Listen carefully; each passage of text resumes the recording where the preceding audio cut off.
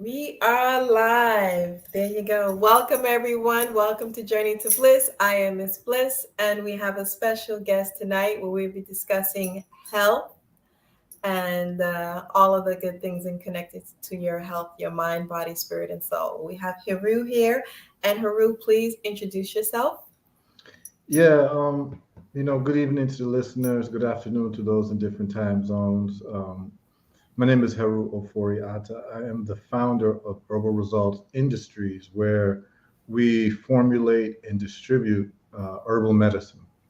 And we've been at this for about a decade now, and we have had some very, very, very serious results in the fields of different illnesses that seem to plague people the most. So, I mean, we'll get into all of those details, but we've had great results with high blood pressure, great results in high blood sugar, diabetes, insulin resistance, autoimmune illnesses, and also cancer. And our conversation today is going to be about a lecture that I'll be doing very soon, which will be this Saturday in Brooklyn at Nicholas Brooklyn. So I would implore everyone to, number one, vet what I'm saying. I do not believe in people just taking what I'm saying to be the gospel. Please vet what I'm saying to make sure that it's actually true and it has some type of credence. You can go to herbalresults.net and go to testimonials where you will see real people tell their stories. And if you don't shed a tear when you hear some of these stories, I don't know what type of person you are, but we're talking about cancer reversals of all different stages from all different parts of the body, whether it be breasts, whether it be lungs, brain, liver, esophagus, prostate, endometrial cancers. The stories are there. And we have an approach that is quite different than the conventional method, and we'll discuss it. But a lot of it has to do with science that has been ignored and testimonials and case studies and results that are not being taken as seriously as they need to take. But essentially, it's a non toxic approach to resolving this question when people get a cancer diagnosis. I'm happy to talk about it, but I will be going into great detail on Saturday with the people who show up. That's Saturday, October 26th at 3 p.m. at Nicholas Brooklyn. That's on Fulton Street. We'll give the full address later. But Nicholas Brooklyn is an institution in New York, and anyone in Brooklyn, that's in our community would know about Nicholas Brooklyn, right? A lot of performances are there, a lot of speakers are there, and what have you. And Miss Bliss, just about everybody that you can think of knows someone who has or has had cancer. And so Yes.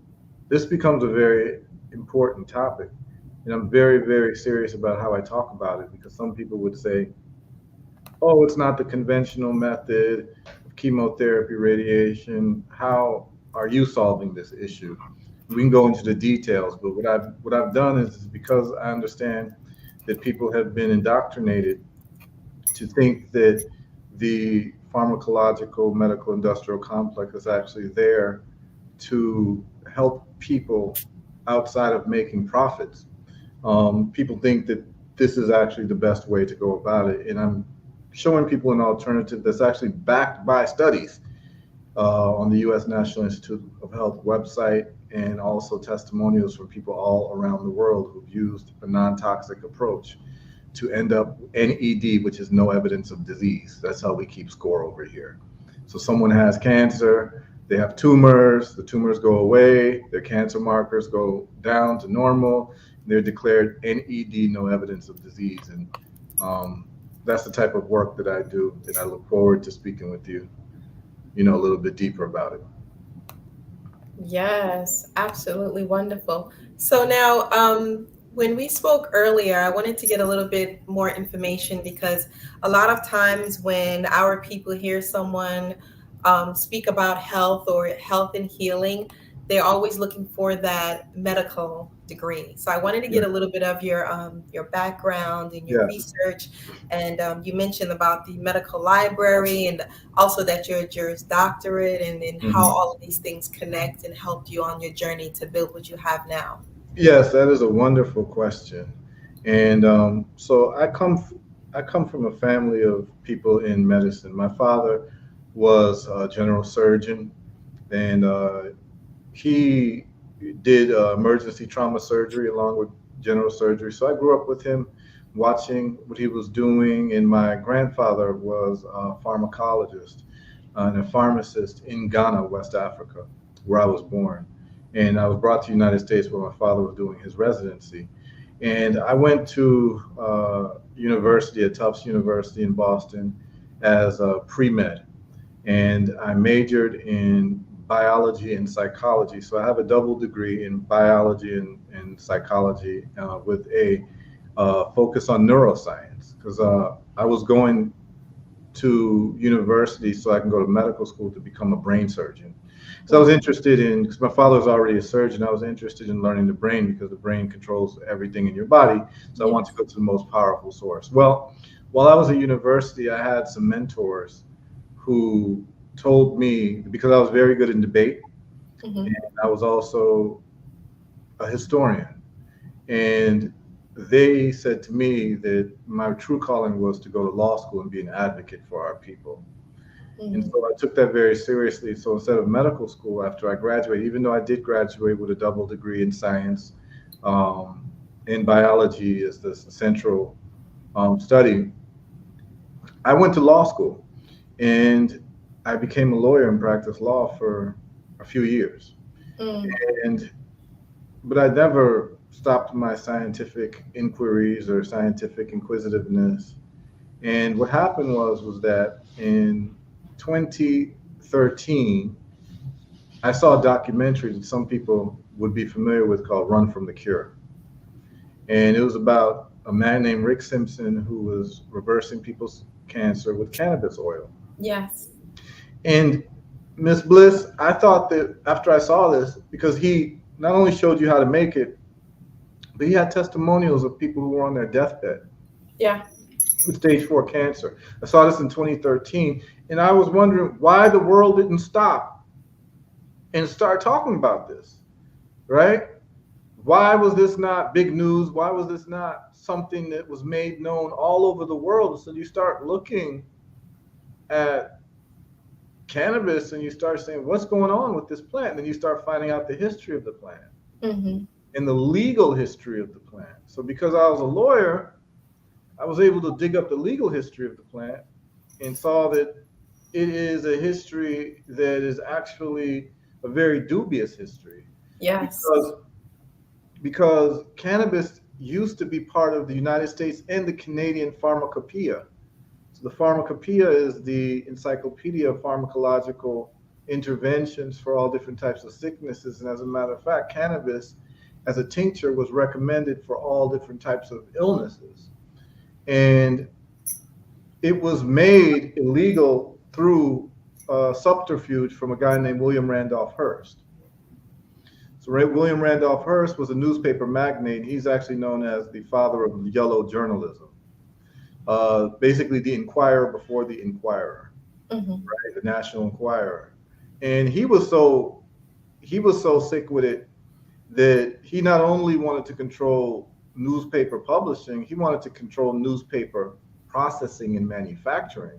Hmm. So he bought thousands of acres of land of trees to chop down for paper so he could sell the paper to his competitors. So his whole thing was, I'm gonna make money from my thing, but I'm gonna make money from your thing too, even Right. if it's my competitor, right? So it's like owning McDonald's, but then also selling all the burger meat to all your competitors, That's right? what they do already, though. So um, the problem was that hemp paper was a superior paper over tree paper. For many reasons, it's more durable. It's less corruptible in terms of its physical and biological chemistry. But isn't hemp? Wasn't hemp made illegal? Yeah, we're about to talk about that. It was Okay. legal up until that time, until the 1920s and 30s. Right. And hemp is actually it's the cannabis plant, but hemp that you use for industrial purposes is non-psychoactive, so it doesn't have THC in it. But Okay. the cannabis that has the THC is the one that makes you high. The Hmm. psychoactive effects, but it's the same plant.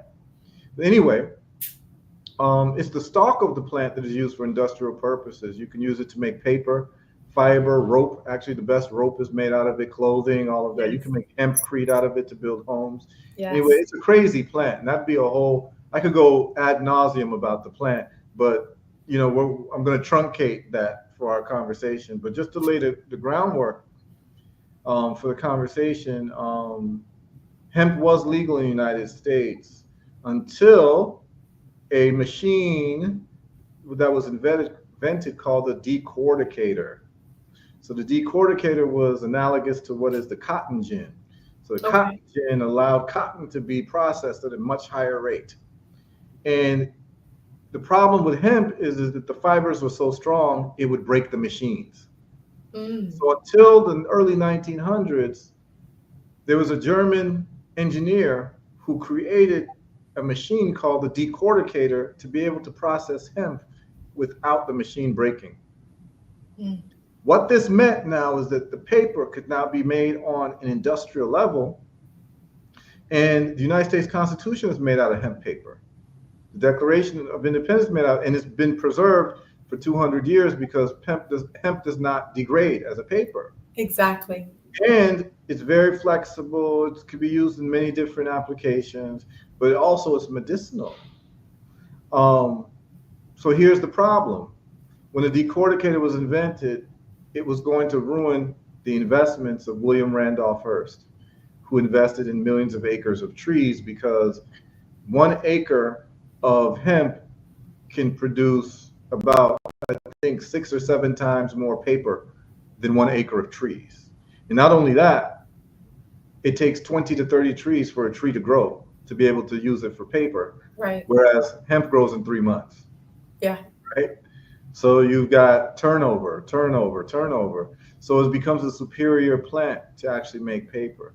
So what William Randolph Hearst did was he went to his buddy called Harry Anslinger. Harry Anslinger is the forefather, he is the grandfather or the godfather of the precursor to today's DEA, Drug Enforcement Agency, which Ooh. had a different name at the time. Oh boy.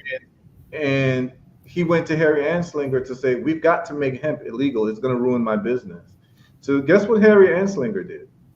Harry Anslinger went in front of the United States Congress and said, hemp should be made illegal because it makes darkies think that they are as good as white men. That's a quote. And it makes white women want to have sex with black and Hispanic Latino jazz musicians. Mm. That's a direct So, quote in front of the like US. they're saying that it has sort of a psychological effect just Yeah, from it makes white women consuming. horny and want to sleep with black men. Mm-hmm. And it makes black men think that they're better than white men. Mm-hmm. And even the name marijuana is actually propaganda because marijuana is actually the name for wild Mexican tobacco. Mm-hmm. But they put the name marijuana on cannabis so that it would sound more ethnic. Mm. So we So still prior call to marijuana, we were calling it cannabis. yeah, it was just cannabis or hemp. Oh, so now we're calling it cannabis again. Yeah, Although no one's really using hemp right now. Most people are not even really aware yeah, about. people are not aware. And so when he made that testimony, all of a sudden now, within like the shortest amount of time, all these white men got scared and they made hemp illegal. Then they passed what you call the Marijuana Stamp Act. So you could not grow marijuana, use marijuana under like unless you had like a stamp, and you couldn't get that stamp. And so it was a high tax and all that. So it just made it illegal. And then later on, Richard Nixon made it illegal and created the drug schedule and unjustly made it a Schedule One drug. Now, what's Yes. interesting is because I'm a lawyer also, along with being involved in science and biology, um, the law says that there must be 3 conditions that exist for a drug to be scheduled Schedule One, which is the highest penalty, which marijuana falls under with cocaine, barbiturates, heroin, and all types of dangerous drugs. One, it must have no accepted medicinal use in the United States. Two, it cannot be safely prescribed by a medical practitioner. And three, it has a high potential for abuse. And cannabis does not qualify for any of those three, even though all three must exist at the same time. So Mm. actually, the scheduling of cannabis as a Schedule One drug is literally unconstitutional. And I've actually So challenged it in court, but so now yeah, so it was illegal back then. So there are a lot of places that are decriminalizing yeah, it. So they're what's that starting to all about? decriminalize it. Yes, they started to decriminalize because they found that they can tax it and make money from it. But it's Hmm. still a Schedule One drug on a federal level. The states have been having medical marijuana regimes, and unbeknownst to a lot of people, the United States government has a patent on cannabinoids as neuroprotectants and antioxidants.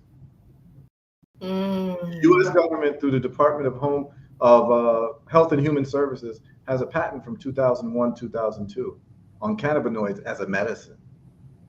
In my lecture, I go through all of this, but I would leave it to your audience to look into that. Yes. But there's a patent number associated with it. You can just go to Google and you can just put in google.com and you just go US. Maybe I'll do that real quick just to share, just so people Or you know. can go on the, if you guys are familiar, you can go on the uspto.gov Yep, and US patent. And you can just put in cannabinoids. yep, Yep, and it'll come up. USPTO. Yep. Yep, Put it and in its and it'll pull title it up. is Cannabinoids as Antioxidants and Neuroprotectants. And it's patent number US 6630507B1. Anyone can see that. And so it just shows that the US government has known that it's medicinal. Of course. All right, so I got into this, and the problem was that Rick Simpson was showing people how to make it, but he was using paint thinner, which is a Mhm. hydrocarbon, which will extract the medicine from the plant, from cannabis, but it's also toxic if you do not boil all of it off and evaporate it off. So I developed my own technique by studying plant solubility and finding out that the plant cannabis is actually the medicinal ingredient is lipophilic, meaning that it's fat soluble. It likes fats. And so the most healthy fat that you can find is coconut oil. So I developed my own extraction techniques using coconut oil. And I started giving lectures around the United States and the Caribbean. And people can go on YouTube and see one of my lectures at the University of Virgin Islands. It's called The Legal and Medicinal History of Cannabis. And I started doing lectures and got pretty well known for it, and people wanted to get my oils, but since it was federally illegal, I could not ship it to people. So I would Mhm. show people how to make it, but people preferred for me to make it, but I couldn't ship it to people, so I had to look for another plant. I had to look for another plant that might be able to do the same thing, and in the plant world, there are all different types of plants that can do the same thing. And so Mother Nature doesn't just strike once. Right. She is a repeat offender. So that made you smile. Because it's true. Yeah. Yeah, you got a nice smile, Miss Bliss. You got the right name, Miss Thank Bliss. you. So um, I found that the leaves of the olive tree have studies that shows that it kills cancer between 9 and 12 days. And I said, wow, this is very interesting. And not only that, I found out that it lowered high blood pressure as well as blood pressure medications like captopril. Hmm. Then I found out that olive leaf extract lowers diabetes, high blood sugar, reverses that. Then I found out that it kills all pathogens, whether it be viral pathogens, uh, fungal pathogens, bacteria, and parasites. Mm. So I said, wow, this is like an all in one. So, of course, any good scientist, what they would do is they have to use their own concoctions on themselves before you give it to anybody else, right? Yes, you do. Yep. So I made it and I used it on myself, and lo and behold, it got rid of my eczema that I had behind my ears for 20 years. Wow. And then it got rid of my asthma. I had asthma all my life, athletic asthma, and it got rid of my asthma. So So it that's heals externally and internally, you're yeah, saying? yes. Okay. Well, I mean, like eczema, any skin disorder is actually a disorder of the blood. And Okay. eczema is just really a fungus that is exacerbated by sugar and wheat and carbohydrates. And we're gonna get into that. We're Okay. gonna get into that. But so once it worked for me, I gave it to friends of mine who had high blood pressure. Lo and behold, I had people's high blood pressure reversed with the olive leaf extract that I was making from my house. Uh, I'm talking about people as high as like 210 over 120. Oh my goodness. Yeah, people who shouldn't be walking around, but this was their blood pressure. And within 24, 48 hours, their blood pressure was normalized to 128 over 72. And then people who had diabetes of like blood sugar short term of 300, they would take it and their blood pressure would go down to 98. I mean, their blood sugar would go down to 98. And I said, wow, we got something here. Wow. So I would go to and this is the beginnings of herbal results, by the way. So I'm giving you what they call the origin story, right? Okay. It's the superhero origin story, right? Yes. So I start going to a farmer's market where I was living in the Virgin Islands. I was living in St. Thomas, Virgin Islands, very beautiful island. So I went to farmer's market, and the word spread, and all my bottles would sell out. Mm. And people were using it and getting great results. And then I got a phone call by a Dr. Charles Harrigan. And he says to me, I'll never forget the call. He says, are you the guy who makes the olive leaf? I said, yeah. He said, I just want to tell you thank you for saving my life. Mm. I said, what happened? He said, I had prostate cancer and I did all of the things that they told me to do. I even agreed to do a thing where they're going to put radioactive seeds Yeah. into my Yeah. prostate. Yep. Right up there. But they told me that I couldn't even go next to pregnant women or children Nope. because I would be so radioactive that I could actually harm the fetus. I said, that's crazy. He said, so I took your thing and my bleeding stopped because he would urinate and bleed. Mm-hmm. He said, so my symptoms went away in 2 weeks. And then in 2 months, I went back to the doctor and I was cancer free. I didn't take any of their things or anything. And so that became my first cancer reversal. And I then, know a yeah, guy who did that treatment, and he also could not have. He had to be careful if he wanted to have intercourse with yes, his wife, yeah, and like somehow it would sort of transfer to her womb or something weird radioactive, like that. yeah, yes, it's radioactive. Okay, so yeah, so now you're starting to see some of these things that we're talking about. Um, so then I get a phone call about a month later from a woman, another person, and it's a woman this time, and her name is Velma Samuel. By the way, all these people, we have receipts. Because so when you ask me about my background, because I went to law school, I have an understanding of evidentiary standards. So when you make a claim, you've got to come with serious evidence. When you're talking about something like cancer, you better come with serious evidence because it's a life or death issue. Mm-hmm. And so I've made sure that not only do I back up my approach with studies from the US National Institute of Health website, but also documented video of people who had cancer who no longer have it. And they are telling their story. It's not me telling their story, it's they telling their story. So my job has been to do the research, manufacture the products, develop a protocol, have people who are interested in taking the protocol, because many of the people who I deal with are people who've already gone through the medical system and they're sent home to die, Yes.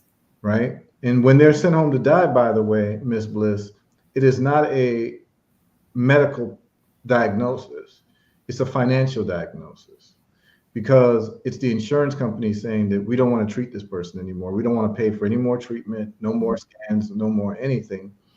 And so the hospital then releases you and tells you there's nothing more we can do for you. Then you go Yeah. to hospice and then you die. Yeah, you Uh, go into hospice. so a lot of those people contact me, and we've been able to get reversals, and it's all documented on my website, herbalresults.net. And what I wanted to do is I wanted to share the screen, if you allow me to do it, Yeah. just to show some of your listeners um, what we got going on. So, are you able to see the screen? Let me see here. Nope. Oh yeah, I do actually. Hold on, it's down here. There you go.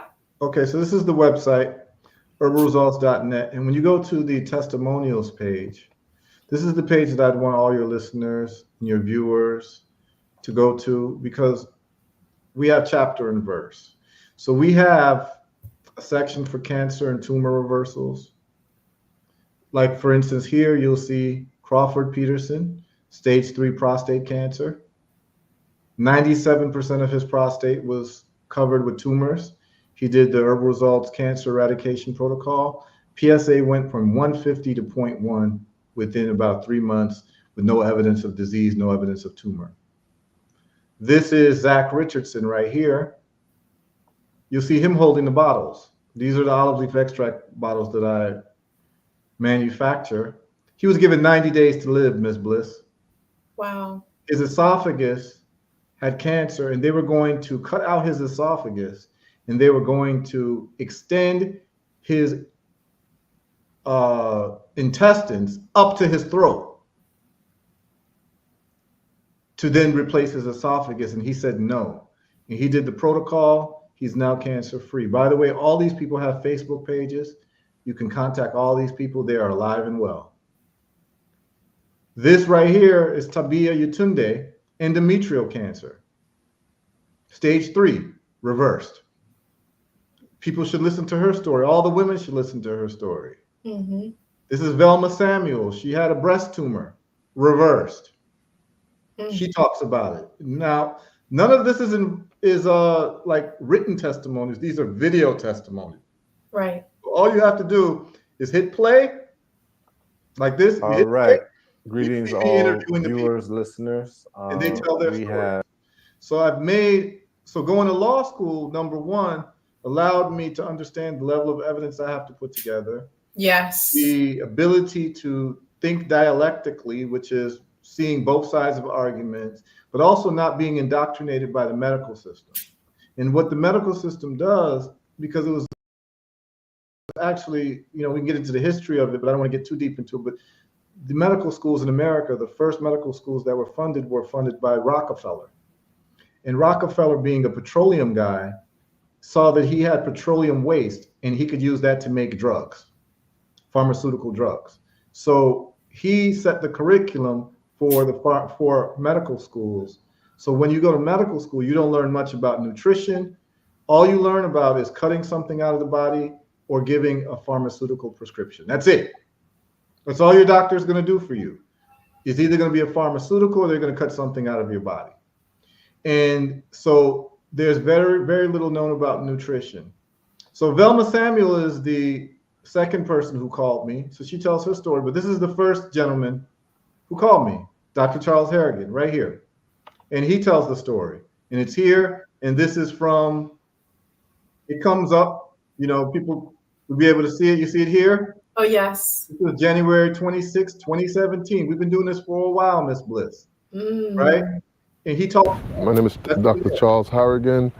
I am a teacher and have been a teacher for the last 30 years.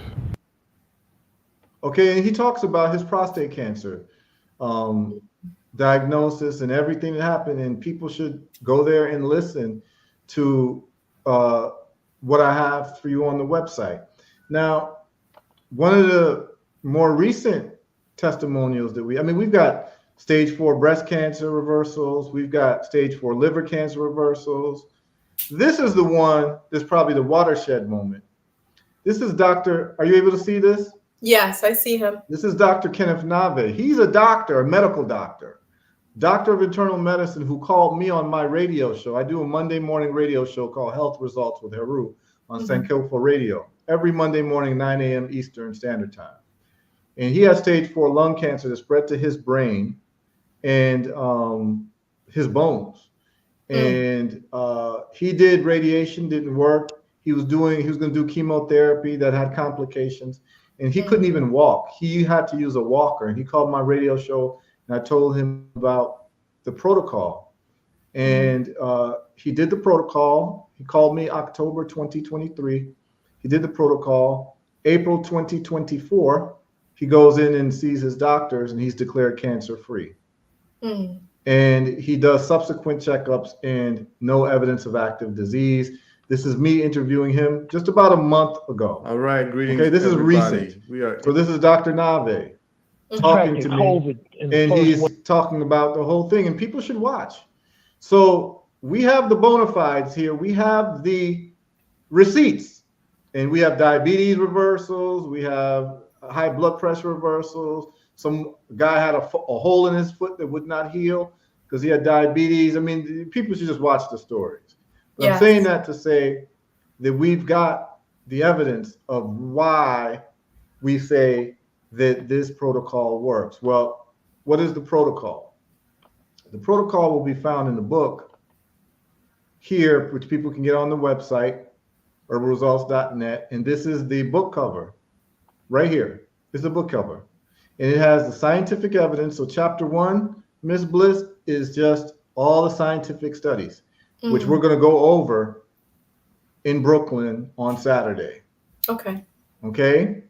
And then what you're going to see is scientific studies that not only show what is the true root cause of cancer, which we've seen to be intracellular parasites. Because I have a video, and I'm going to stop sharing so I can talk to you. Okay. I have a video that I got my hands on of a doctor, and we're going to show this video in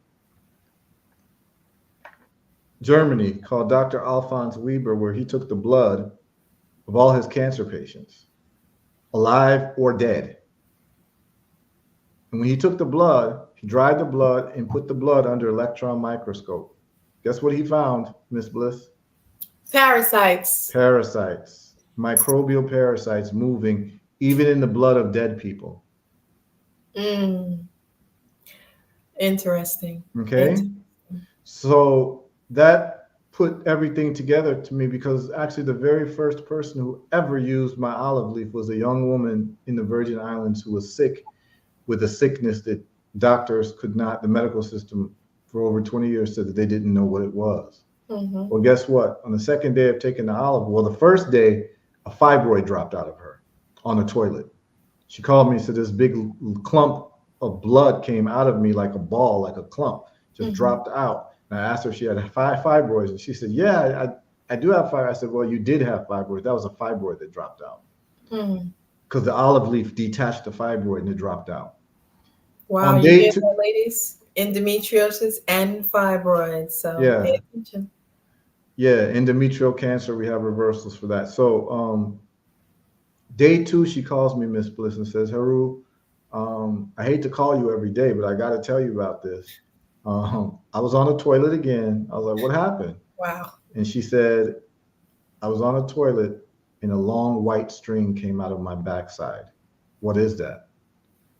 I said, that's an intestinal worm that you had inside you.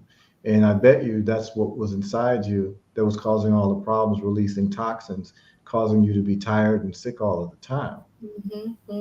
And it was a worm.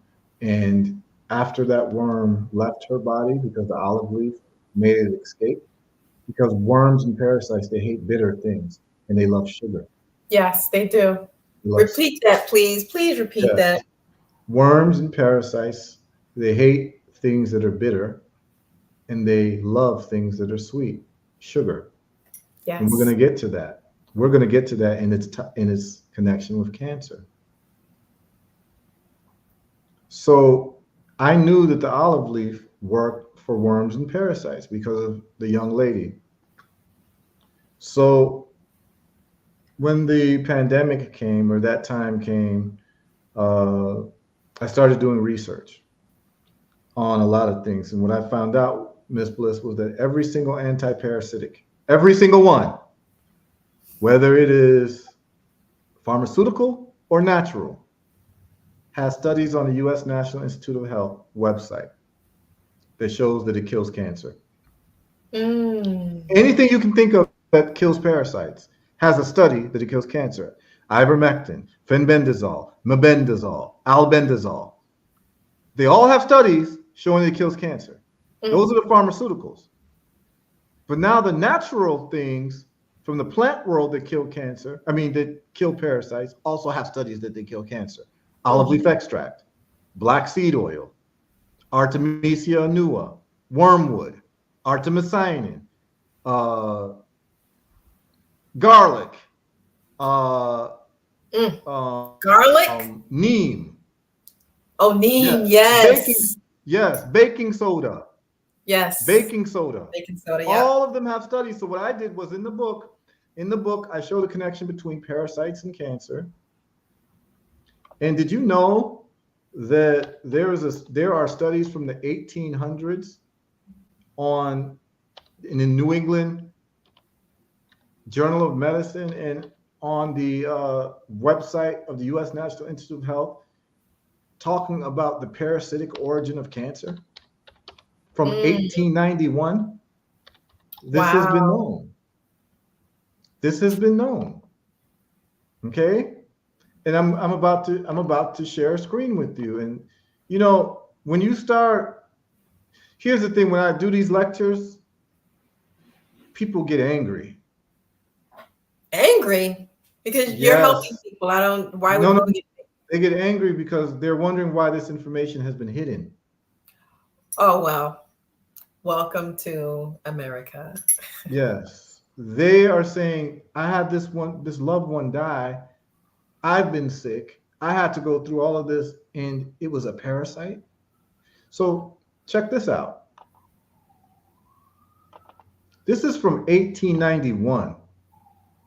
Do you see this? Parasite origin of cancer. Yeah, the New England Journal of Medicine, the parasitic origin of cancer. J. Collins Warren, MD, published when? January 15th, 1891. 1800s, yeah. Okay? It is all there. I have 3 other studies from the 1800s. Okay? Now, people say, oh, well, that's old, maybe it's outdated. But then I have studies from the 2000s that are saying the same thing. And not only the studies talking, I'll give you a study to look at right here. This is my book. And so in the book is no commentary by me, it's just studies. So you're able to see the book right now. You're seeing chapter 1. Do you see that? No, I still see parasitic. Hold on, let me remove this and then, all right, so let's see if the book is going to come up. Okay, I'm going to change that to, I'm going to change that to the book. Okay. Okay. Let's go here. Let's go share. And the book is organized in such a beautiful way that all you got to do is click the links. It's an interactive ebook. Oh, it's yes, family. Yeah, so all you have to do is just, that's all you got to do is just click the links. Let me, yep, this is it here. So they can get the book on Herbal Results. Yeah, herbalresults.net. Do you see? There we go. Do you see it? Yeah. Yes. Okay. It's just scientific evidence, and I put everything together. Okay. Anti-parasitic and antifungal medications for targeting cancer cells, literature review and case studies. Okay. And this is the click. You click the link to the study. But here's what it says in the study in the conclusions. Well, we can go straight to it. This is the National Library of Medicine. You see that? Yes. You see the title? Anti-parasitic and antifungal medications for targeting cancer cell lines, literature review and case studies. Look at what they say. And this is from, let me give you the year to let you know that this isn't some old antiquated study. This is from 2019. Okay? Yeah. Wow. And That's here's what really they say. Due to the complexity and behavior and biology of cells, scientists' primary focus should be on detection and elimination of sources of inflammation. I have a whole conversation about inflammation. I mentioned it a little bit earlier, but listen to what they say. Anti-parasitic medications and also antiviral, antibiotic, and antifungal medications should be thought of as under-recognized, underappreciated, and forgotten medications that can be part of cancer therapy. The information offered in this review suggests scientists should think of cancer not only as a metabolic disease, but also a metabolic parasite. Mm, Do you see that?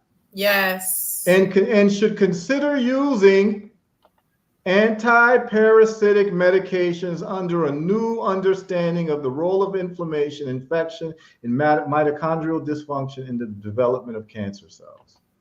Ooh. Okay? And I have study after study that's saying this. So it's not just one study, Ms. Bliss. I have all types of studies that are saying this. Mm-hmm. So what people need to understand is, okay, yeah, you didn't see the link that I hit, but you see the exact quotation. Yes. Yeah, your listeners, you're just still seeing the book. I have other studies that says repositioning anti-parasitic drugs for tumor treatment. They're basically saying that anti-parasitic drugs should be used for tumor treatment. Okay, and I have more and more studies. And so what we found is that not only these parasites responsible for cancer, your diet is also responsible for feeding the parasites. And so I Thank show how you. these parasites feed off of sugar. Yes. All those Okay. cakes and pies and Yep. candies, especially the children, when you're feeding it to the children too. Yep. It feeds Tell 'em. off of sugar. And guess what? Do you know how cancer cells are detected through the medical system? Do you know No. what a PET scan is? Yeah. Okay. So a PET scan is a scan that they use. They use an MRI, they use a CAT scan, but a PET scan is very unique because the PET scan, you're injected with a dye, Yes. right? Yep. And that's where they detect where the cancer is. But have they ever told you what that dye is? No. It's radioactive and fluorescent glucose. Oh. You know why they inject you with radioactive and fluorescent glucose? It's because cancer cells and parasites metabolize and feed off of sugar and glucose 400 times faster than regular cells. So it's to attract them so that they could. Oh, And it wow. lights up. So it lights up. So now the scan picks up all the places where the cancer is. Oh. But then here's a question, Ms. Bliss. If the medical system knows the relationship between glucose and cancer cells, why the hell does your oncologist tell you you can eat whatever you want? And why do they feed cancer patients sugar? Why do they feed them pancakes in the morning, cake at night, cheesecake, jello, donuts, Keep going. carbohydrates, all of this? And as a matter of fact, Soda, all yes, sorts of juices. And yes. yeah. And this is why people aren't getting resolution in their cancer, because there is no dietary understanding. But you would think that they would understand it because a PET scan has already shown you the relationship between glucose and cancer. And as a matter of fact, it should be medical malpractice for people to be given Ensure. You know how many people, you know what Ensure is? It's basically liquid sugar that they give Yeah. people in the hospital. And when you have cancer, they get a box of Ensure for you to take home and tell you to keep that box full of Ensure so you can take it for your nutrition. Mm-hmm. But it's nothing but sugar, liquid sugar, that is going to be feeding your cancer cells and those parasites. No wonder why people aren't getting resolution of the matter. And if you ask these oncologists, hey, what's in that PET scan? Mm-hmm.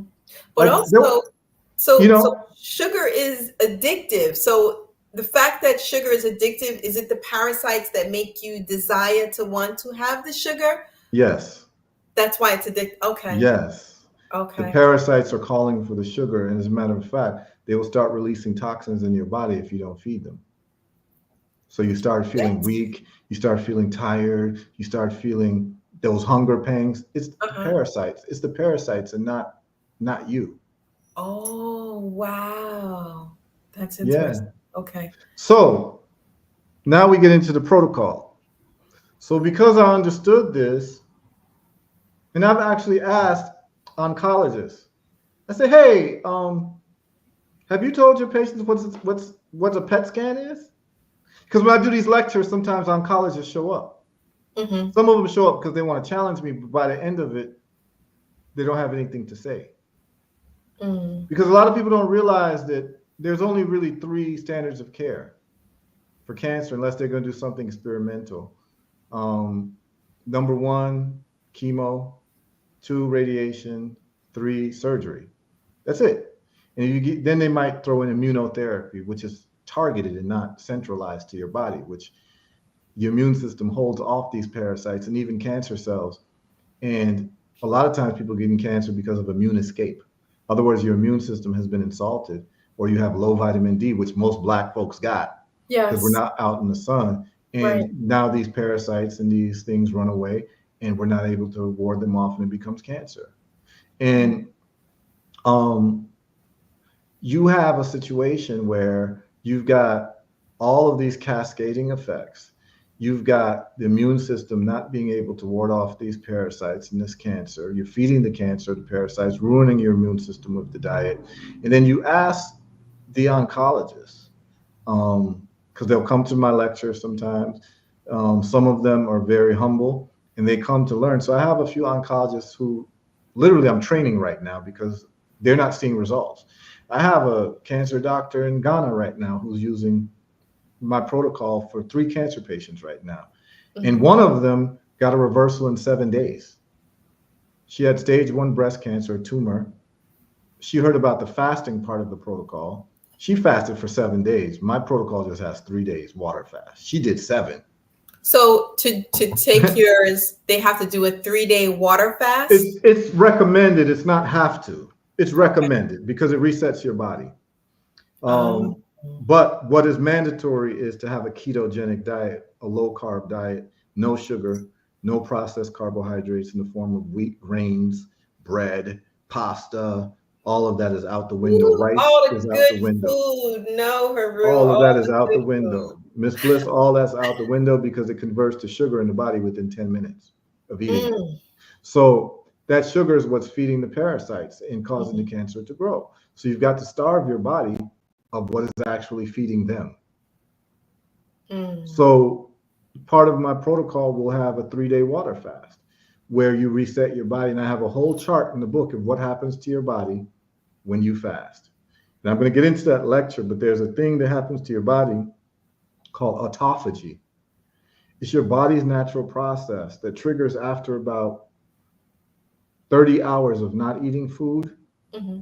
where your body gets into cleanup mode, where there's these phagocytes that go and scavenge ruined and malfunctioning and cancerous cells in the body and eats them alive.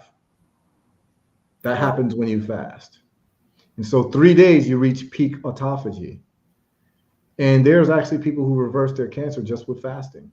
Anyone can go on YouTube and put in fasting and cancer. There are clinics now that just put people through 20-day water fast to shrink their tumors and get rid of their tumors. Mm. All right? Because you're no longer feeding the parasites Right. of what they like, which is glucose. And there's a professor out of Boston College. He's making some good headway. He's written a book called Cancer is a Metabolic Disease. His name is Dr. Thomas Seyfried. And he's seen that cancer feeds off of 2 main things, glucose and glutamine. Glutamine is ubiquitous. It's an amino acid that you get from all sources of food. So that's harder to block, but it turns out the antiparasitics block glutamine from being taken to energy from the parasites. But you can block sugar by not eating it. You can block glucose by not eating it. So yeah. when you're fasting, though, because I've Yeah. fasted before, there's like this withdrawal symptom that people go through. And Yeah. one of the most difficult things to try to get off is coffee and sugar. So Yeah. does the olive leaf help them with the withdrawal symptoms? Yes. It's like a drug. You feel like a drug addict almost. Yeah, no, that's a great question. What's going on is that the parasites are sending toxins in your blood to make you want to stop them sending the toxins. So you want to placate them because they want to live too. So what I do is before people do the water fast, I tell them to take the olive leaf for a week. The olive leaf will cleanse your body from the majority of those parasites so that they aren't there when you're fasting. So it makes the fasting process easier. Okay. And then you'll add some sea salt if you start to feel weak. And you're not feeling weak for a lack of food, it's because of a lack of electrolytes. Okay. So when you add the sea salt now, you've got the electrolytes. And all of a sudden now you feel great. And it helps people lose weight. It resets your blood sugar and insulin levels. And you get that peak autophagy. And so, you know, you do a ketogenic diet after that, and then you do a time-based eating. So you'll do what you call intermittent fasting, and you'll pick 8 hours at the most for your eating window. So based on your schedule, you might say 11 a.m. to 7 p.m. After 7 p.m., you don't eat. Before 11 a.m., you don't eat. All you drink is water squeezed with lime, fresh lime. And what happens is that people use this for this whole protocol, dietary protocol, is used to reverse diabetes, to reverse high blood pressure, because they're all coming from the same root problem, which is inflammation.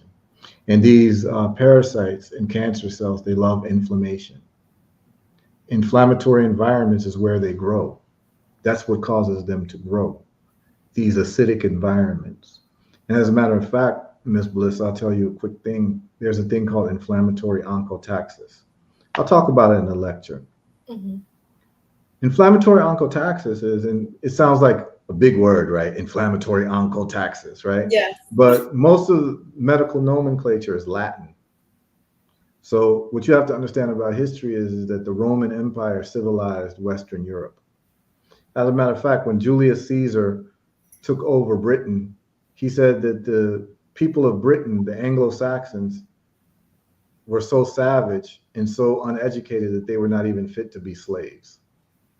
So what happened is that in those societies in Western Europe, like French, Spanish, all that, they're called, you know what they're called, right? They're called Romance languages. Yes, they are. Yeah, coming from Roman, is the Roman Empire. Mm. And the Roman language was Latin. So if you were a learned person, you had to learn Latin. So all of their medical science is in Latin. So we hear doctors talking, you think they're using big words. They're just using Latin. So the biggest illness set are the set of illnesses that have the suffix of itis. Itis means inflammation in Latin. It means flame, fire, inflammation, itis. And what they do is they'll give you a body part in Latin and then put the word itis at the end of it. At the end of it. Mm. Yep. So inflammation of the gums, gingivitis, right?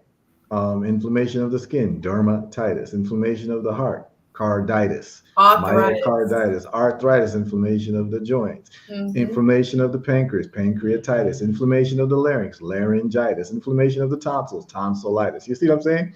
So all these things are itises. And so here's the thing, Miss Bliss, and this is what I always say to people. I'm going to say it forever, and I'm going to run it into the ground.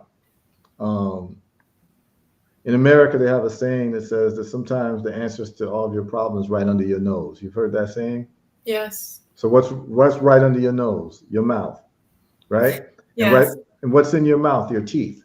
Yes. Your teeth and your bones is the hardest part of your body, right? Yes. Okay. But what can sugar do to your teeth? Deteriorate your teeth. Yeah. And what does it do? It actually causes cavities, right? Yeah, cavities. Mm-hmm. Right. And cavities are what? Is a hole in your teeth. Yes. So sugar can burn a hole into your teeth. So sugar can burn a hole into your teeth, which is The hardest part of your body, what is sugar doing to your soft internal organs? Sugar can deteriorate your bones also, right? Yes, but what I'm saying is, if you're taking sugar and it can do that to your teeth, what's sugar doing to your soft internal organs Oh, that it's aren't tearing. even as hard as your teeth? Yeah. It's causing chronic inflammation all throughout the body, and the inflammation just looks to find places that's convenient for it to be. And in most people, it's in their heart. So it would be like the arterial walls. And inflammation of the arterial walls causes high blood pressure. High blood pressure is literally just a side effect of inflammation of the arterial walls. You see? Because what happens is the interior walls get inflamed and they get swelled and it blocks the passage, free flowing of the blood. So now you have the heart and the lungs have to pump at a higher pressure, high blood pressure. That's why You see? people have strokes. Yes, and so the point of the matter is that sugar is the main culprit of most of these problems. And so let me get back to inflammatory oncotaxis. So inflammatory onco just means cancer. Taxis means moving, like a taxi. So inflammatory moving cancer. That's what I'm saying when I say inflammatory oncotaxis. Guess what? If you have cancer in your toe, let's say you were riding a bike and you fell and you injured your shoulder, they found that all of a sudden now you'd also have cancer in your shoulder. Because that cancer has moved to a favorable environment of inflammation. That's where the injury is. Whenever you have an injury, you have an inflammatory spot in your body. So the cancer will move there. It's called inflammatory oncotaxis. Lets us know that cancer loves inflammatory environments. So what happens if you keep feeding your body gasoline to the fire, which is sugar, and these vegetable oils, which are toxic? Right. You know, they're not even, they're from the seeds of the vegetable, and they were originally meant for machines and engines, industrial machines, but they gave it to human beings for consumption because it was cheap to make. Yeah. But it has a thing called linoleic acid, which is highly inflammatory. But people just will take whatever, you know, that's in front of them in a grocery store, because you can ask the average person. I'll ask you, what vegetable is called a canola? But people's taking canola oil like it's going out of business. Are you kidding me? When my mom, she used to use something called lard. Do you know what lard is? Yeah. I don't know what that is though. It's just like this white stuff. Yeah, and Crisco and all of that. Yeah. And so the point of the matter is that we're doing a lot of things to our health that we don't know about. We think that we can pop a magic pill. And the problem is that these so-called magic pills that your doctors are giving you are replete with side effects. Like, I'll cover this, like the main pill that they give people for diabetes is called metformin. Yeah, and you know what the first listed side effect of metformin is? What? Death. People still take it, right? Yeah. Wow. Yeah. And, you know, a lot of people say, oh, HERU, you must be making it up. So just for your listeners, I'm going to show people real quick and share it.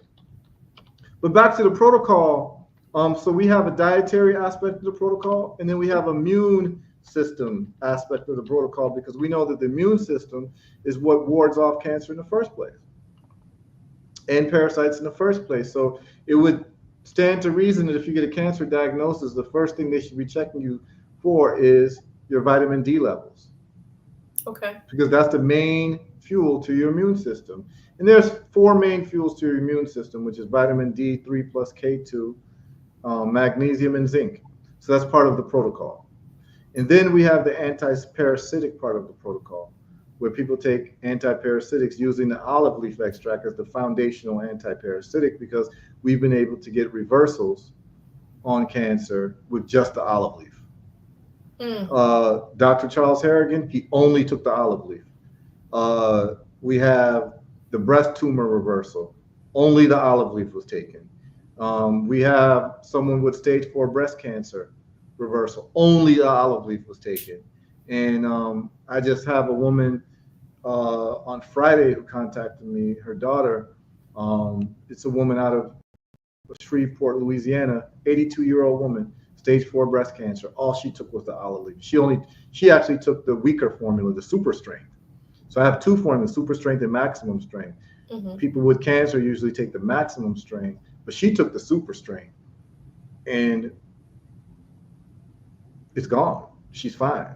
She's Wow. fine So now, and I'll be they're recording taking her it. testimonial very soon as well. It's something that they take orally, right? Every Yes, day. it's a liquid. It's a liquid. You just take it 3 times a day under Okay. your tongue, and then you just swallow it. And this is how we've been able to get these results. But as I was saying, let me just share this with you because I know if I make a statement that sounds crazy, I want to be able to back it up. Okay. So when I talked about metformin, everyone can see can you see metformin side effects? Yes, metformin side effects. Yes. Okay, so when we scroll down to the box where it says important warnings, Miss Bliss, I would like you to read what it says after important warnings. Death. The first Death. listed side effect is death, right? Yeah, it's the first And one is then death. hypothermia, Hypothermia. hypotension, yes. Hypertension. So, Yeah. and then after this box, it gives you a whole lot of side effects here. Okay? Now, one of my customers made a joke when I made a presentation about this, and he said, "Why would they list any other side effects after death?" Exactly. That's what I was getting ready to say. Like, okay. Right? And then when you scroll down, it actually says serious side effects. And I'm just Yeah. like, so like death is not serious. Right. You see what I'm saying? So it's all there. I'm gonna show people. It's gonna be very educational. This is gonna be very educational. We're gonna get into cancer. We're gonna get into the studies. We're gonna get into the different anti-parasitics and what those studies say. We're gonna get into vitamin D. We're gonna get into case studies. So by the time that you leave the lecture on Saturday, October 26th at Nicholas, Brooklyn at 3 p.m., you will be armed with information of how you can deal with this particular problem in the comfort of your own home. And not only that, the other thing I offer people is people can call me anytime. People can, email me.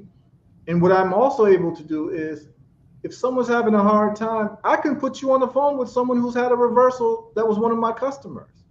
Mm-hmm. For instance, I had someone who's now a friend of mine who had prostate cancer. He was diagnosed. He did a PSA, then he did a biopsy, then did another PSA, but his doctor didn't tell him that the PSA would increase after the biopsy because the biopsy caused an inflammatory state. So it increases the PSA. So he thought his cancer was getting worse. Yeah. So he called me dejected, and I had to tell him about inflammatory oncotaxis. Yeah.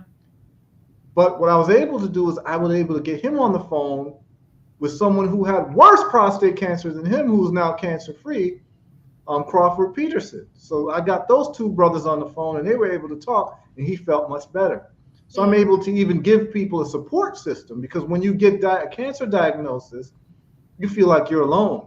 Yeah. And it's not enough to just hear it from me. And yeah, you can trust me and you see the evidence in my book and all of that.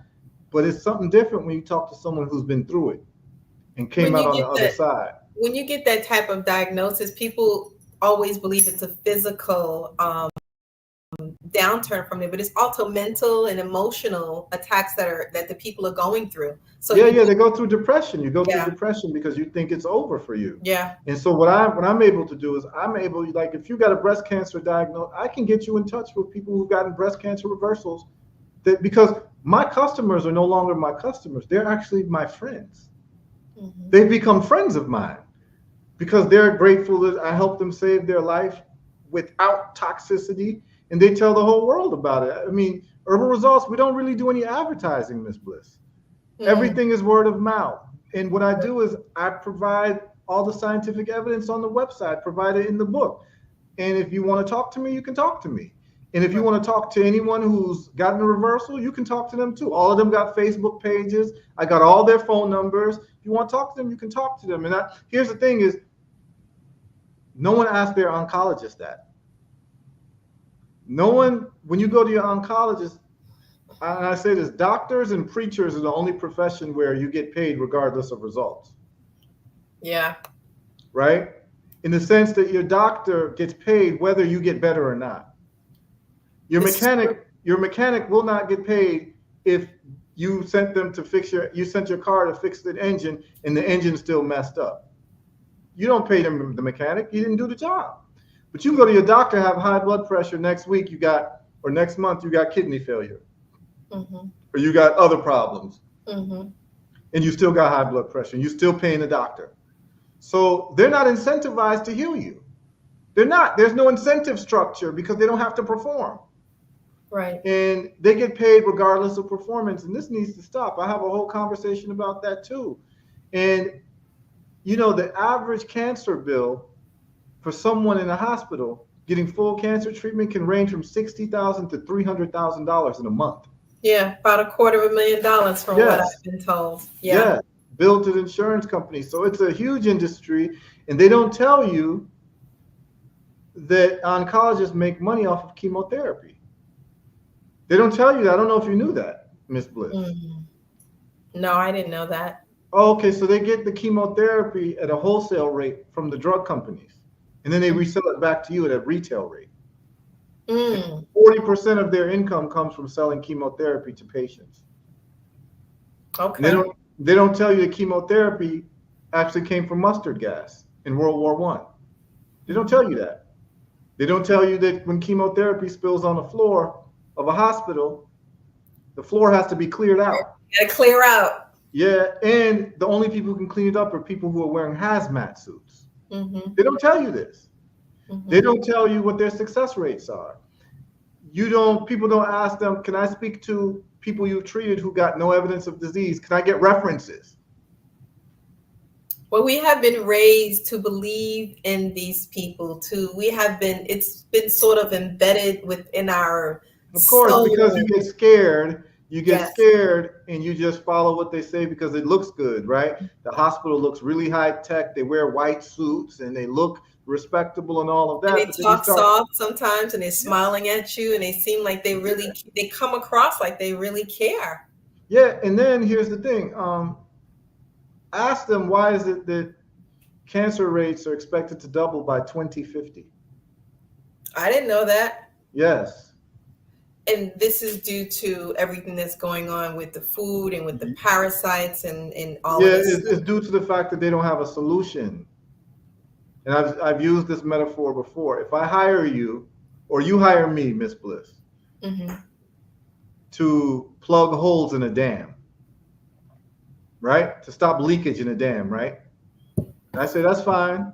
I'll take the job. And you pay me $1 million a year to do it. And I give you a report, Miss Bliss, and says, by the year 2050, the leakage in the dam will double. You ain't getting paid. Right. And you would say that maybe my methodology doesn't work. Right. Right?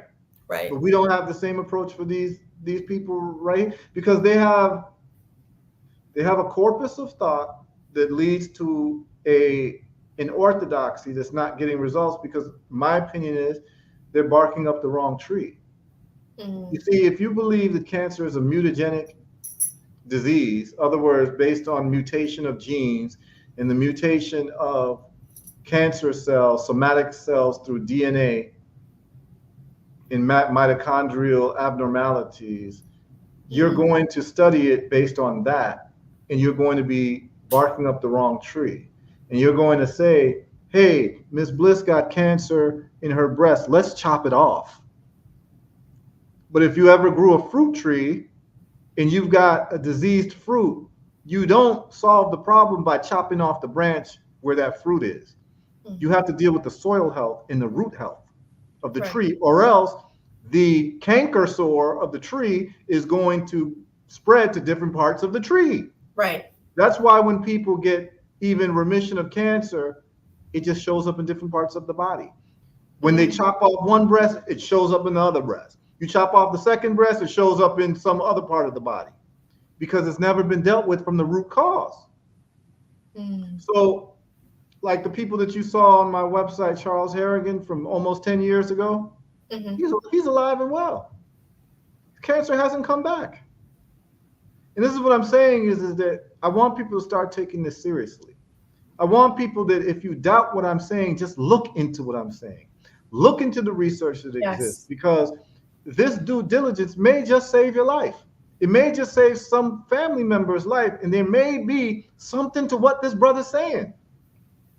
Because what you expected is, not you, but the listeners expected an old white man with glasses and gray hair who says, I've got the Nobel Prize for solving this problem. He's on CNN because you accepted that only they can solve our problems. Yes.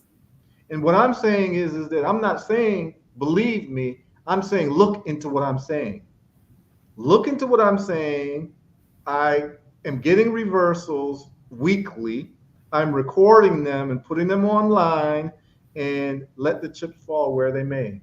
And so that's why we're going to be giving this lecture, and I'm going to be there, and we're going to be happy and learning amongst each other, and it's going to be a network of love, and the people are going to know exactly what they can do. And like Dr. Nave and myself, the doctor who has stage 4 cancer, we laughed at the end of the interview of how he was able to reverse his cancer for under $300. But there you go. That's the bargain right there. Greetings, everyone. I didn't greet anyone. Greetings, everyone. Welcome, welcome. I haven't even checked the chat. Yes, health is wealth. Yes, yes, absolutely. Good afternoon. Good evening. Good evening. Yes, yes. Thank you, guys. What is olive leaf good for? I saw it on the west. So it sounds like it's good for pretty much doggone almost anything. Yes. I mean, is there anything that it isn't good for? Yeah, it's good. Well, the main thing is that it's anti-inflammatory. And as I said before, the inflammatory nature of disease is such that olive leaf deals with all those problems. Okay. So what you will do is I'm going to share this page with your viewer. You just go to herbalresults.net. You can go to the science page and you'll see olive leaf extract science, and you'll see all the different studies on what olive leaf is good for. And let me just share that page with you all. Pernu, bless up Pernu. Yeah. The powerful Kufunya, bless up Kufunya. What's up? Yeah. There you go. We're gonna right here look at the things that olive leaf extract is good for. And so what I did is I just compiled the studies for y'all. I mean, I've done all the work for you. So when you go to the shop page, you'll see the book. You download the book. You don't have to wait for it to be shipped. It's the ebook. And then you'll see the olive leaf extract. You'll see different forms of it: super strength, maximum strength. You'll see the gel for skin issues. You see moringa cilantro is moringa and cilantro. We have a detox diet. Vitamin D3 will be back in stock, so forth and so on. But when you click the picture for the olive leaf, it tells you the things that it's good for. So Okay. it is good for high blood pressure. I'll make this a little bit bigger so people can see it. Olive leaf extract is good for high blood pressure, high blood sugar, kidney failure, viruses, bacteria, candida yeast, tumors, and autoimmune disorders, low energy, parasites and worms, inflammation, herpes, skin conditions, fibroids, sleep disorders, help people sleep, asthma, constipation, malaria, sexual strength, Parkinson's, seizures, zinc ionophores. That's a whole nother anaphylaxis, people who have like emergency allergic reactions. It has helped reverse that as well, where people weren't able to find their EpiPen and they took the olive leaf and it saved them. So we are replete with this information. We make sure that people can also don't be shy about scientific pursuits, y'all. You go to the science page, I have it for you there, olive leaf extract scientific studies. You just click that and you're able to see all these studies that I put together for y'all on olive leaf extract. And you can click those studies. You'll see olive leaf extract, general studies. You'll see high blood pressure, diabetes medications causing kidney failure, studies on that. And then it goes into olive leaf extract and blood pressure. I have like 6 or 7 studies on that, or 8, 9, 10, whatever. Then olive leaf and diabetes. You see all the studies here with the links. So I'm really giving you no excuse not to know what olive leaf can do by just organizing it. Olive leaf and viruses and bacteria and fungal infections. I have all these studies, the U.S. National Institutes of Health. You just click them. I take a quote from it. You click it, you can see the whole study. You'll see. Yeah, I did it for everybody. Hold, Heru, could you Yes. scroll all the way back up to the top where you said sexual what? Because I got some Tantra practitioners who practice Tantra here, so I need to know if it's going to help them. What did it say? Yes, so sexual strength. Is that for men or women or both? Both men and women. And here's the deal with that. Most of what's happening in libido, 8 times out of 10, is high blood pressure medications. The side effects of a lot of these high blood pressure medications literally says erectile dysfunction, decreased libido, decreased sexual performance, decreased interest in sex. That is literally on the side effects of these medications. You can just go online and look at it. And so if we solve your high blood pressure issue, we solve your sexual problems. Gotcha. Right? And also it's hard to feel turned on when you got diabetes and you got cancer and you got high blood pressure and you're sick with headaches and you can't sleep. So when we solve these problems, all of a sudden people feel like they're 25 years old again. And they got their body. I'm gonna feel like I'm 25. All right. You sold me on that one right there. No, this is real. This is real. Like, and I say it. I was just talking to a pastor yesterday. He lost about 70 pounds in 3 months because he did intermittent fasting. He did a ketogenic diet, got off of the rice and the carbs and all of that. He lost 70 pounds. And he feels like he's 25 years old again.